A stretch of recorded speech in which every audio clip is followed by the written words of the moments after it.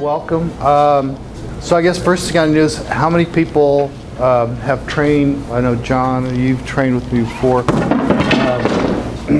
So I'm kind of looking at how much Joe experience have we got. If you've done seite, raise your hand. Seite.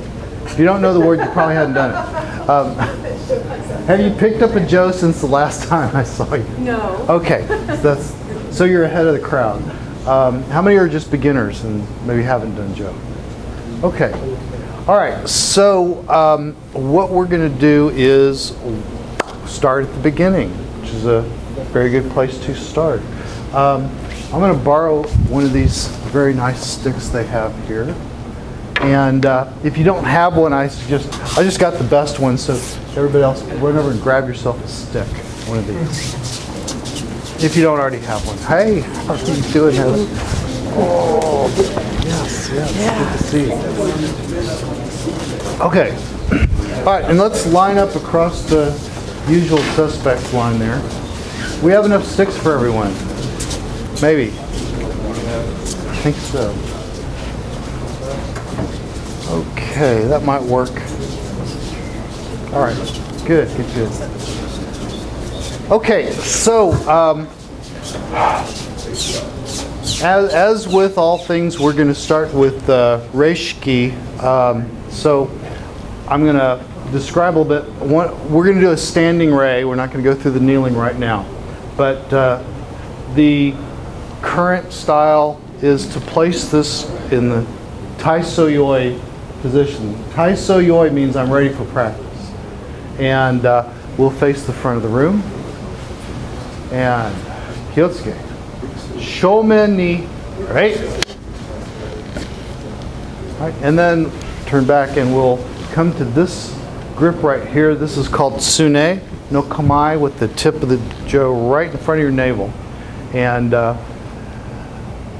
drop it down so that the jo is up against the back of your arm. This is called sage jo. And otagai ni, to each other, right? All right, then come back here. This is the basic ready position. So if I have an opponent, this is going to be pointed at their eyes. Now, ideally, they might only see a circle and not be able to tell the length of the weapon. If I have the weapon here, this is not really a combative position.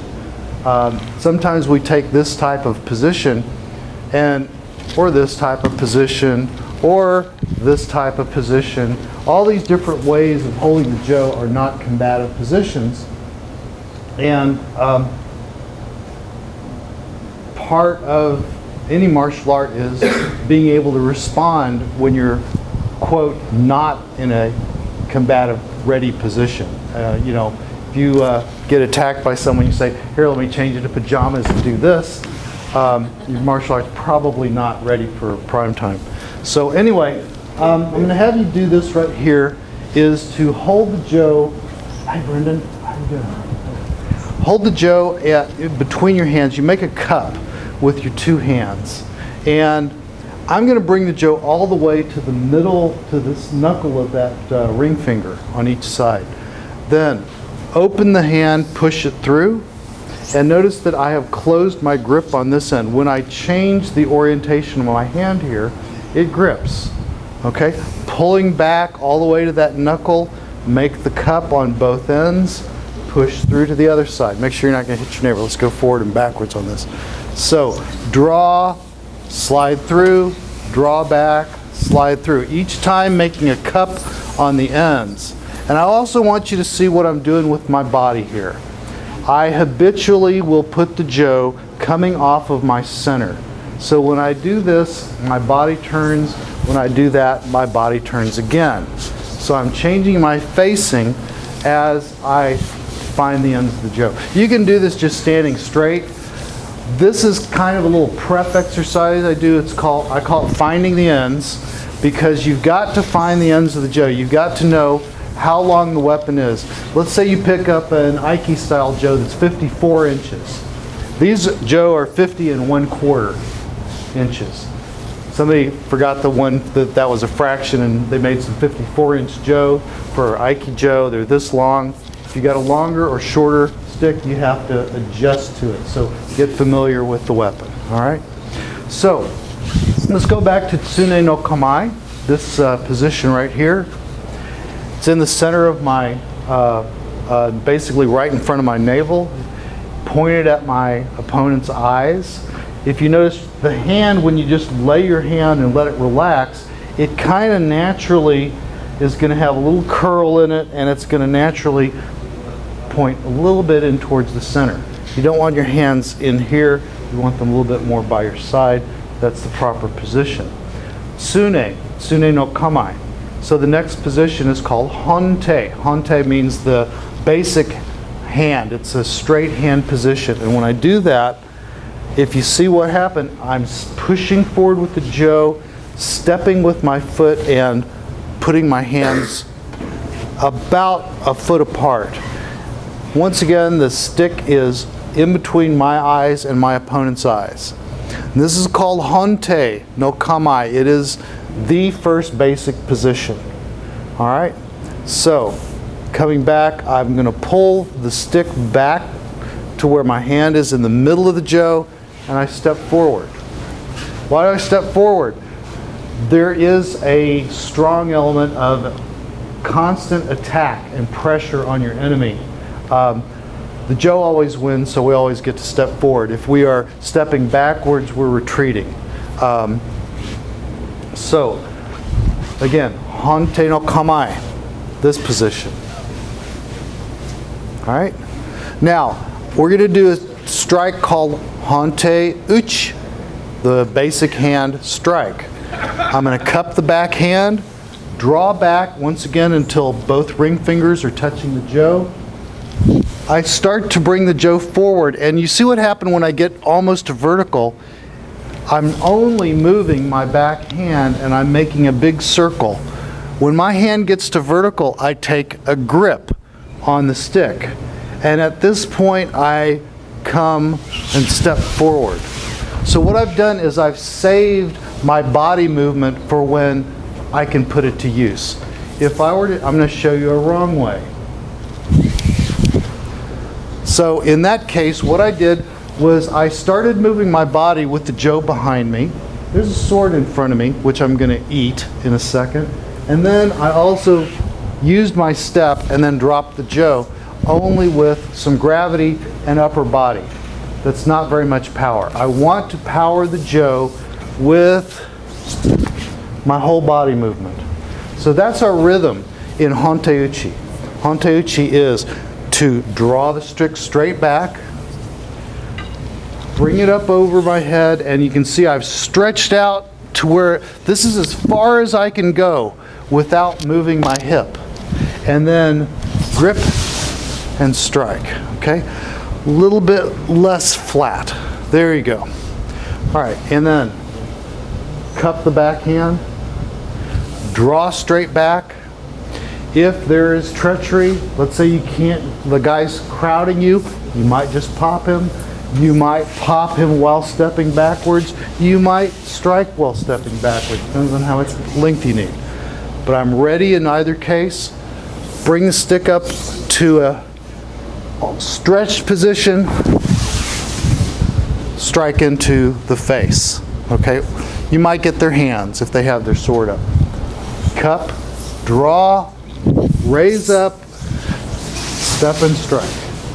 Let's go backwards. This is feeling crowded here. Cup, draw, raise up, and strike. Oh, and you might like this. In Jodo, my teacher, Bieler Sensei, always said that there's no technique without Kiai. So Aikido tends to be a very calm, very quiet martial art. It's like Iaido. You can hear a bunch of rustling, you hear all that, but you don't hear anything else. There's a Kiai, and the Kiai is A. So when we do this, let's, which hand are we on? We're on this hand here. Let's cup, draw, raise, and A. Cup and draw, rotate, 8. One more. Cup, draw, 8. And then yame, that means to stop and to hold a zanshin. Motoi. Okay, so this is the first strike. All right. I want to put you guys through the first classical technique, which is going to take some doing. So I'm trying to think, what movements do you have to do that? You've got to have gyaku-te. Gyaku-te is the next strike. So to get into gyaku-te, I'm going to grab the end of the stick, and I want you to notice my little finger is coiled on the end. I know where the end of the stick is. Some people even start here and go out to the end, but if you just reach out and get yourself on the end, you're in good shape. And step into the actual, coming into that step is a strike. So here you're giving up a lot of room. You got a sword that is now only 2 feet from you, out in front of your center here. Okay, so this strike works this way. Draw straight back. You got your pinky on both ends of the jo. Raise up. Get your grip. 8. Strike. Cup that, or not cup. Just draw back that back hand till you have both ends of the jo. Raise. Get your grip. 8. Draw back. Raise. 8. Let's go forward a couple. And by the way, here, think about this. If I have a sword here, that's about the right length of a sword, and you've got the stick, go ahead and let it back down where you had it. Does that feel safe? I actually, at this point, have more length on it than you do. Put the stick out here, and if I get to the point where I can cut you, I'm going to impale myself. There are a lot of situations. Also, go ahead and hold that position again. Come back. Come up here. So, it's out in front. This is a good distance. Maybe there. Okay? And I want you to feel this. I'm going to push on that jo. Now, lower your hands. No strength. Raise your hands. No strength. Get them right into your center. That's a little bit lower. Feel it's a little too high. There. Now you feel how it's pushing off your back foot. What I'd like to do is, everybody look at their feet. Don't cross over your feet. There you go. So if I were to draw a line from this heel, it would not run into that foot. Point that a little forward. Jodo uses a little bit longer stance. Why? I got a couple more pounds of weapon out here on the end of this lever. So especially taller people, if you are using a nice narrow Aikido stance like we like to do, small steps for big results and the whole thing, and then you put this out there, you're going to hurt your backs. So I want to show you what I'm doing here. There. I dropped backwards, and the reason I do that is I don't want to change my yardstick. Right now my measurement is this is how far from my body. There. Now I've got better leverage. Also want you to look at this knee. It's bent and it's directly over that foot, the center of the foot. We are stepping with what's called the sokushin, the heart of the foot.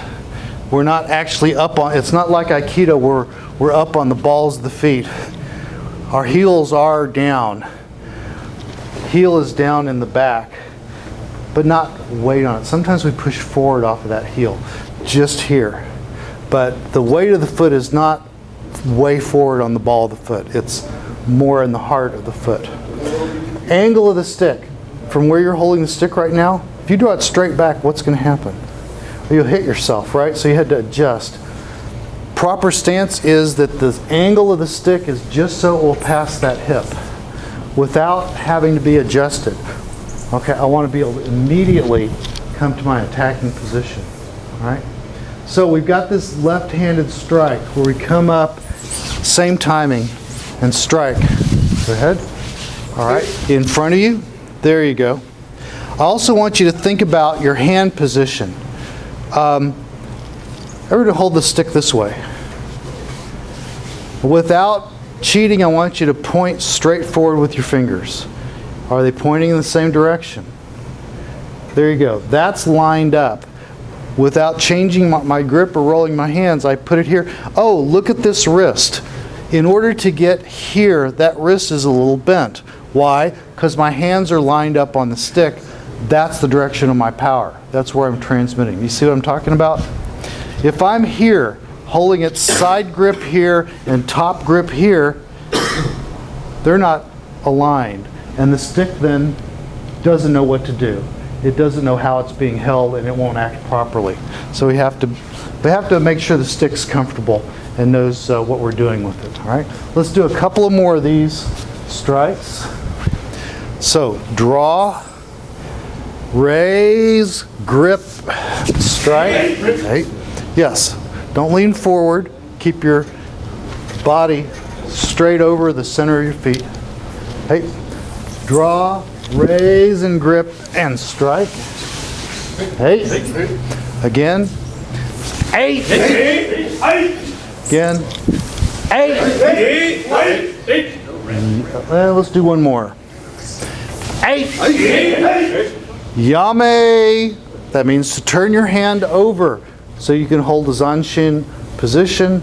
Motoi means to step forward, enter chamber of the Jodo there. All right. We're going to need the third strike. Okay, so the third strike comes from another position completely. This we called Sun-no-kamae. There's also this position, which is called hiote-no-kamae. So same word as last of the 17, hiote-uchi. But that just means pulling down. So this hand is going to be basically on my thigh. This hand is going to be open like this, right in front of my center of my chest. If I just put the edge of the stick right there with my pinky just where the end of the stick is, you can see that it basically is going to hang here. I can support it with the back hand, I can support it with the front hand. The basic version is a honte grip. Okay? It just happens to be an upside down honte grip. Why is it upside down? I'm going to turn the stick over and make it a standard grip. Okay? So the way this works is if we're in this position, we're going to say hiote-no-kamae. So I lift the stick up, hold it, turn the hand over. All right? We talk about the alignment here. If this line right here is the line of attack, my enemy is straight in front of me, I'm going to be at about 10 degrees, 12.5 degrees, something like that. I figured it out once, and it's a real narrow angle. And let me show you why. If I'm here, my enemy really can't see the stick very much. If I'm square like this, he can see where the stick is. Also, if I just turn the stick over, this will tell me where my target is. So if I'm here, my target is to go right across that line. If there's a sword anywhere in that space between me and my enemy, which is where my enemy is going to put a sword if he's mad at me, this will clear that space. So take your position here. So top hand, yeah, this way.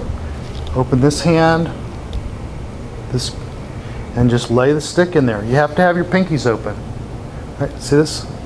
Yeah. So you're holding it like this. And it's really resting there.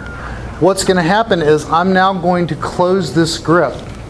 Look what happened when I closed the grip. The stick turned over. And I want you to see where it goes. Okay? Just let it go along the line that you have set up. So if I'm set up this way, I missed. If I set up this way, I missed. So a lot of this is, I have a kamae, I aim with my body. Zat. All right? So hiote-uchi works a little bit like a really, really big honte-uchi. It works this way. Hey. And we're going to go to the eyes with it. You can also follow through. But big circle, I'm stretched as far and as high as I can get it.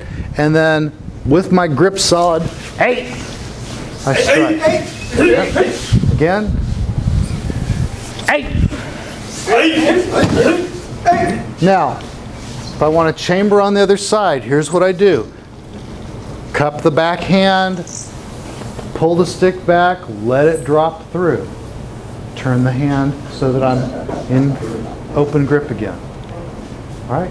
Then raise, get your grip, stretched position. Hey.